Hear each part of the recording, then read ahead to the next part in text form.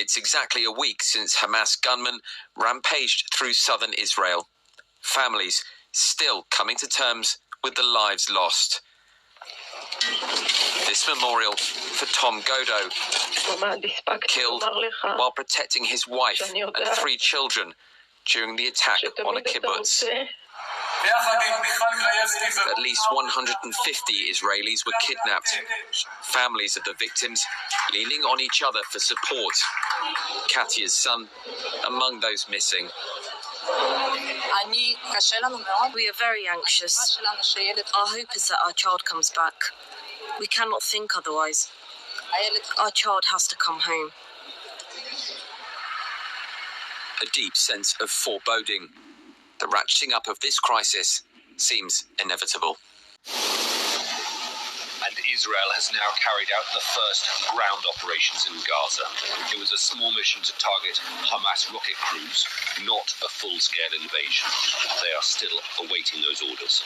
We are conducting our operations adjacent to the perimeter, raids in order to locate potential abductees, but also to identify bodies and seek out terrorists that potentially are still hiding in the perimeter of the border area.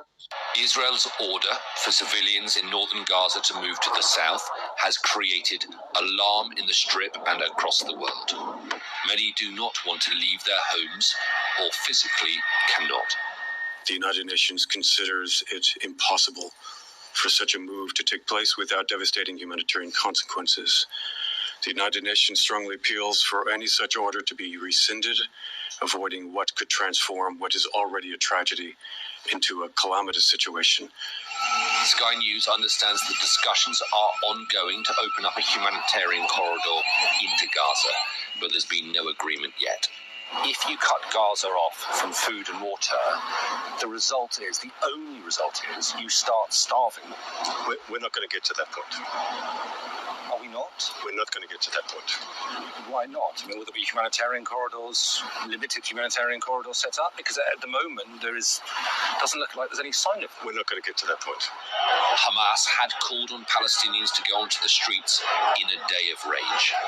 Friday prayers at Al-Aqsa in Jerusalem, a potential flashpoint, passed peacefully.